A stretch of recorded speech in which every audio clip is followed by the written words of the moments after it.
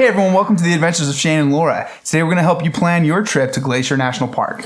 We're going to cover things like the size of the park, how to get there. What are the main areas of the park? Yeah, lodging, animals, food. What kind of clothes to wear and pack? So the first thing that you should know is how much does it cost? So it costs, for a 7-day pass, it's $35 for one vehicle. For a 1-day pass, it's $20 per vehicle, or if you're walking in on foot, or if you're riding it on your bike. And you also have the year-round pass that we call the Interagency Pass. I should say that they call the Interagency Pass, that gets you into any national park. And that's about $80. You can also do a year entry into Glacier, but it's like $70. So pay the $10 extra.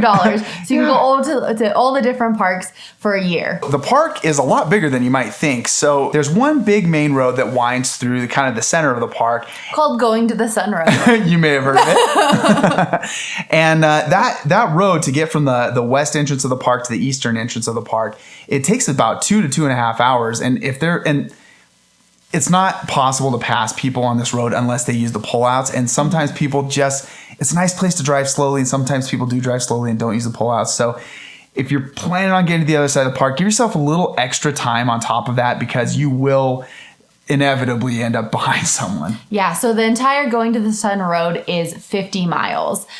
But if you decide to go from West Glacier through the park and then up to Many Glacier, which we definitely suggest. Yeah, it's 70 miles, and so that takes about 2.5 to 3 hours. So it's a substantial drive just to get there, let alone do what you want to do and then come back to the west entrance. Because if that's where you're camping, or if you're all the way back in Kalispell for your hotel room, it's going to be a long trip just getting back home. So just plan on having taking a lot of time to get across the park. So that kind of brings us into what are the different areas of the park. Coming in from Kalispell, the first area that you would naturally run into is West Glacier and into Apgar Village. On the outside of the park entrance is the town of West Glacier, and inside the park entrance, just both of them are butted up right up against the entrance, is the town of is Apgar Village. And the Apgar campground is probably the largest campground in the park. Yeah. And it's just inside of that, right along Lake McDonald. Yeah, so you pass Lake McDonald, you continue up, and then you'll get to Logan Pass, which is the peak of the... Right, the top of Going to the Sun. Yeah, right? Yeah. And it's kind of that main area that people park at. And then you come back down, and it brings you down to the St. Mary campground and the eastern entrance. Yeah, and that's at the town of St. Mary is just outside of that. Then as you go north from there, so that would be taking a left coming out of the park, you can go up to the Many Glacier area. I always say Many Glacier because I always thought it was Mini Glacier, because people just say Mini Glacier and that sounds like little glaciers, but it's the area of many glaciers, like lots of glaciers. So you can go up to that area. That's one of the main areas and one of our favorites. It's where Grinnell Glacier can be found. We can show you that video if you click right here. We just made a video on our trip up to Grinnell Glacier, our favorite hike in the world. Mm-hmm. And then if you, instead of turning left as you leave the park out of the eastern entrance, if you turn right there, you can go down to the Two Medicine area. And that's the last of the big main areas of Glacier National Park. Two Medicine's kind of nice because it's not as frequented as the other areas of the park. But it's definitely worth visiting. The road there is very winding and can kind of make you a little car sick. Yeah, we'll maybe throw in a little bit of video. Actually, we'll just link it right here. So check that out. Laura wasn't feeling so great, and then we went over that, and it was way worse. It was springtime, and the road was just not, it was in disrepair. Yeah. So. But it is a cool little area, and like Shane said, it's not very frequented compared to other parts of the park. Right. Yeah. And it's beautiful. So so those are the different parts of the park, and just understand it's going to take you a long time to get between the parts. And it's a great place to slow down, stop, take a little hike here and there. Don't just kind of whiz through the park. Obviously, if you have somewhere to go, you got to get there, but try to take your time, stop and smell the roses, because that's the whole point of Glacier National Park. So another thing is, a lot of people don't realize Montana is a huge state.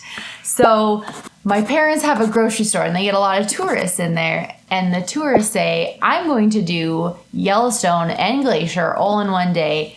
That's just humanly impossible. Yeah, you could technically get from one gate, like the the western gate of Yellowstone to the eastern gate of Glacier.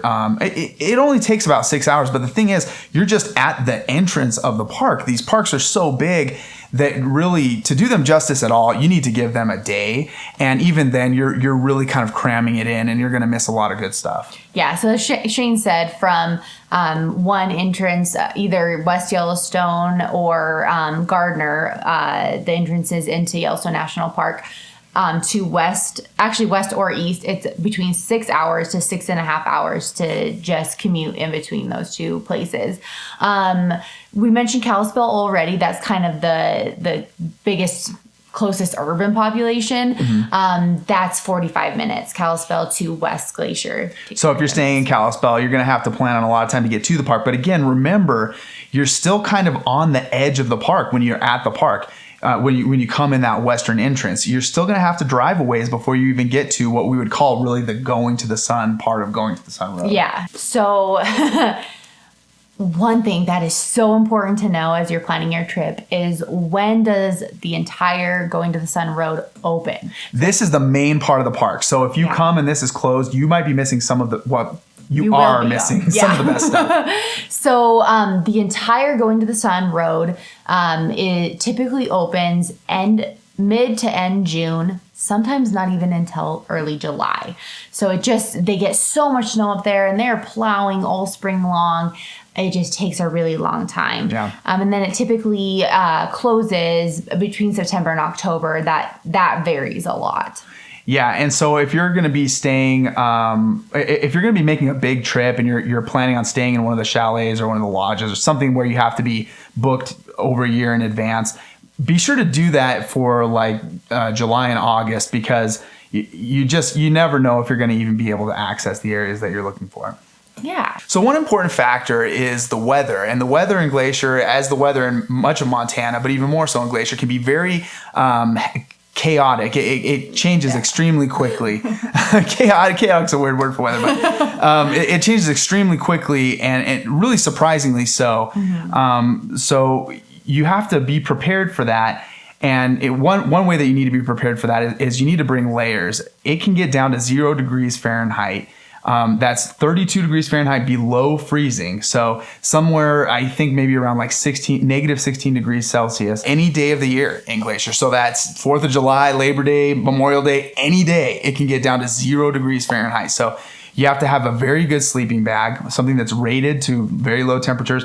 My sleeping bag is only rated to 17 degrees Fahrenheit, but I use layers to compensate for that. But don't go down there with a sleeping bag that you use in your living room and just plan on just sleeping out under the stars. Be prepared, understand what you're going to come up against out there, because you may get a nice warm night, but there's a chance that it'll get down very, very cold. And when you're out adventuring for the day, be sure to have those layers. And that might mean, if you're getting out 7 a.m, that might mean a winter parka in the morning, and then just continue to layer off. And you could that same day be down to shorts and a t-shirt. Absolutely. And it's not a joke. We laugh, but it's not a joke. You very likely that will be your situation. Absolutely. So that's just important to know, to be prepared. So another really important part of your trip is figuring out where to stay the night. So there are a bunch of different options. One really great option is staying in the lodges. There's the Many Glacier Lodge, the Lake McDonald Lodge.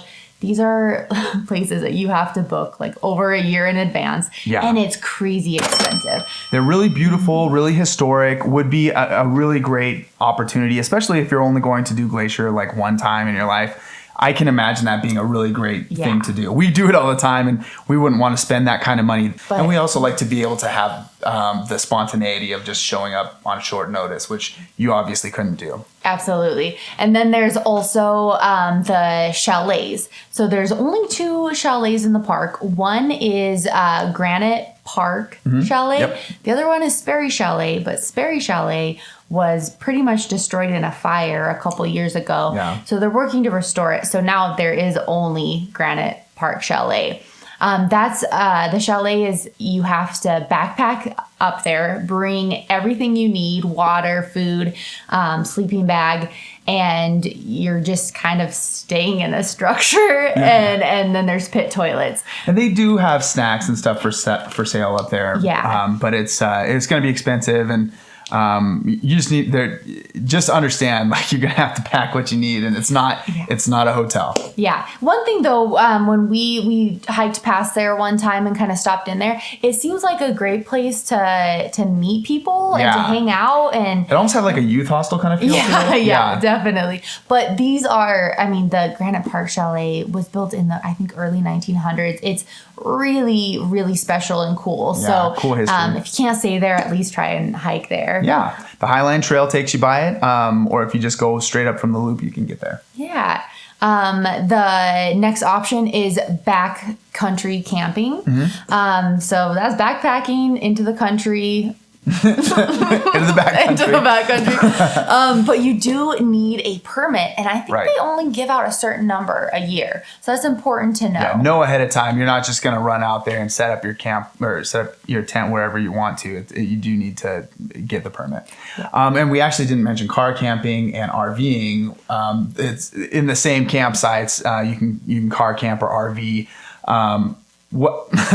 In the same camping areas, they have spots for RVs and spots for car camping. But if you're going to utilize one of the many campgrounds in Glacier National Park, you have two different options. You can either make a reservation, which we highly suggest. Try to make a reservation if you can. If you're being super spontaneous, you might not have this option, but if you have a few weeks ahead of time, hopefully you have time to make a reservation. Yeah, so it's super easy online. You just pick a camping spot, you pay for it online, they give you your campsite number, you show up, and you can show up at any time. It's wonderful. Yeah. First come, first serve. So we did a video on our trip up there where we did first come, first serve camping at the Apgar Campground. We will link to it right here. And it can be a headache.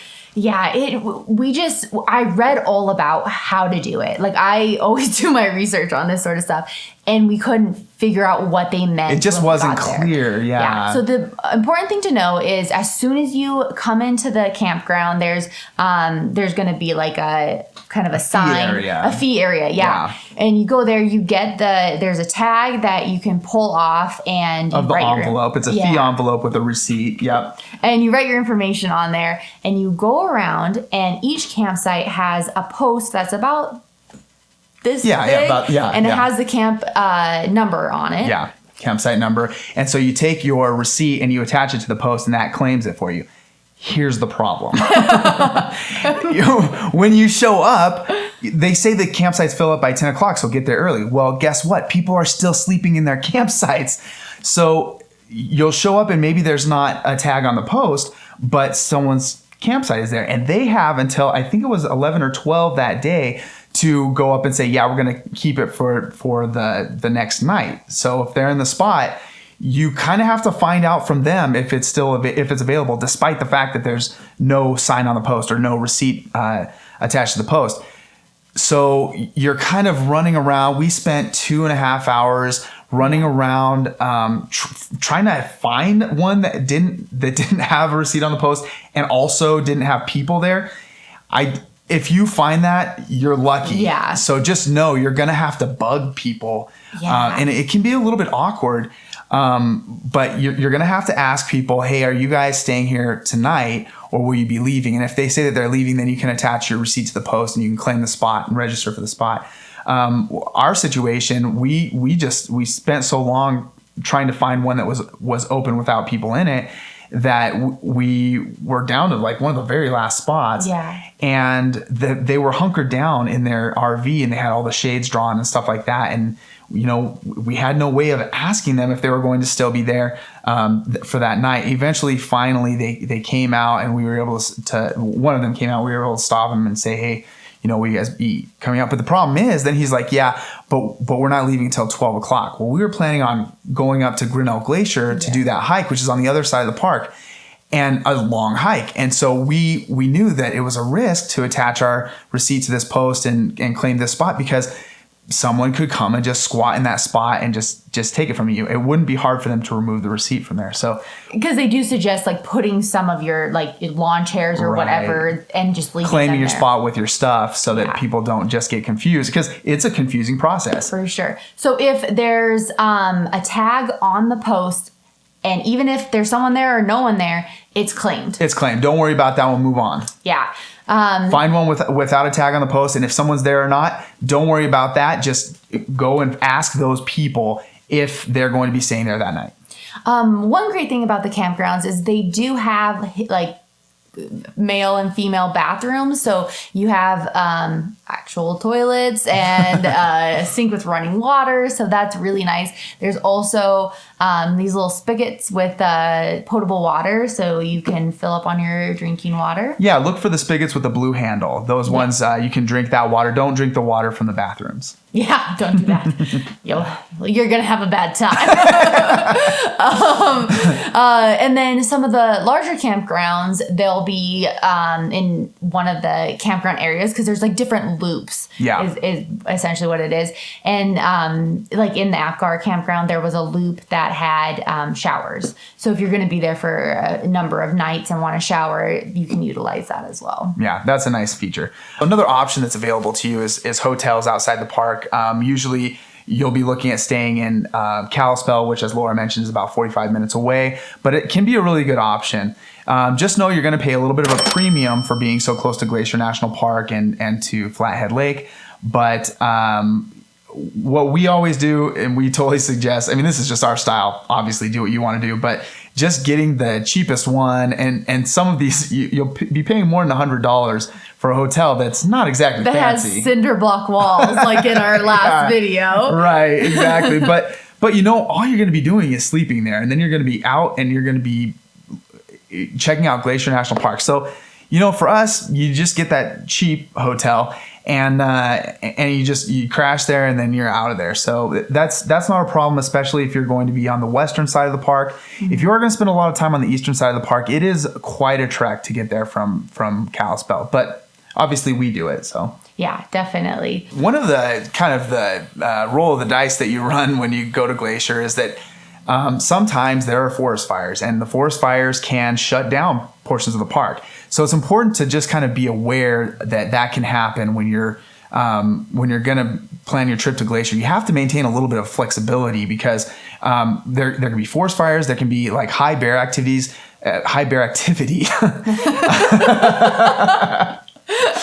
Not like activities where you're like, hi bear. Or the bear's high. But there can be a high degree of bear activity, and sometimes there would be enough bear activity they just shut down the trail. They say, just don't go down there. It's too much of a risk. Another aspect of wildfires that's important to know is that if you're planning on having a fire ring where you camp, just know there might be a part of the year where there's a ban on it. You can't have it at all. So it's good to come prepared with a cook stove. They have little ethanol-based cook stoves or propane-based cook stoves. If you actually are allowed to have a fire, if it's not during a ban, be aware that you have to be very attentive to your fire, because if you walk away for a moment, say the rest of your party is out and you just really need to use the bathroom, they will give you a ticket. They will be at your campsite right now if you're not there and your fire is going. So just know that you have to be very careful about that. And another thing you have to be very careful about is food storage. So if you're at one of these car camping sites, or if you bring your RV in, you have to keep your food in your car at all times unless you're preparing the food or you're eating the food. Bears have an incredible sense of smell. Mm-hmm. If you have your food out and bears can smell it, they can wander into the campsite. So you're putting yourself in danger, you're putting other people in danger, and the Park Service doesn't like that. So be sure once you're done with your food that you're throwing it away. Yeah, and so they have these great bear-proof garbage bins all around the park. They can be harder to figure out than you would expect. So pretty much, there's kind of this little like metal hood kind of thing. You stick your hand in there and you lift a lever and it lifts up, and you throw your garbage in there and you slam it down. Yeah, it's just a funny latch with a cover over it so the bear can't kind of fit their hand in there. Yeah. Another thing that is really important to know is that, deodorants, cosmetics, scented wipes, whatever you're using, that also attracts bears. So don't keep that in your tent. You need to keep that in your car.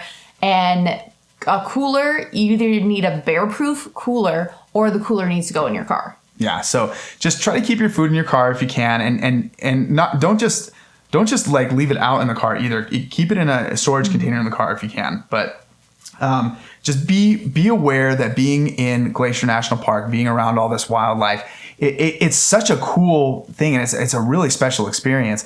But you have to be bear aware. You have to be safety conscious, because animals, even if it's not a grizzly bear, moose, elk, bighorn sheep, mountain goats, they can all be aggressive, and they can seriously physically harm you if you're not careful, if you don't give them their space. Yeah, I think a lot of people are mainly afraid of the grizzly bear, which you should be. Yeah, that's the big one for sure. Yeah, but all the animals can harm you, and even like deer. You think they're cute and majestic or whatever, they can really hurt you. Yeah, they can be aggressive and they can hurt you. You just got to give them their space and be really careful about that sort of stuff. But on the topic of wildlife, some of the other animals that we've seen in the park, including all the ones that we mentioned there, is once we've seen a pine marten. That was really neat. Yes. That was a crazy experience. And we've seen a pika, and we've seen marmots and all sorts of cool animals. Mountain goats, and a lot of babies with the mamas. Which is also kind of a dangerous situation. As you can imagine, they're very protective of their young. So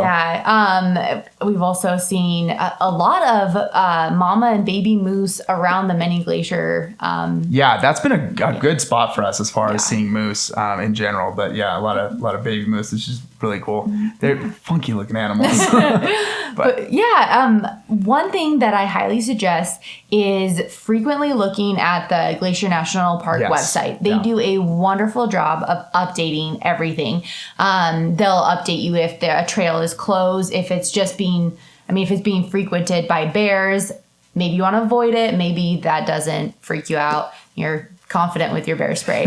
But it's just super helpful, even if there's construction or a recent thing because I was looking at the website today, the goat haunt part of the park, which is pretty far into the park, is closed this summer until they can hire like a water specialist to be up there. So just keep checking, and again, just be aware that you need to be flexible with your plans. Yeah, for sure. And that flexibility extends to all sorts of other things. Mountain weather, Montana weather in general, but especially up in the mountains, can be really crazy.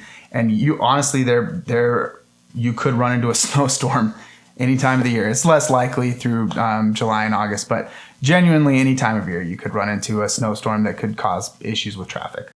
So a couple more things to know is be aware of the altitude there. I think the peak is about a little over 12,000, but the altitude can make you dizzy. It can just affect your equilibrium. So be careful, because there are a lot of cliffs.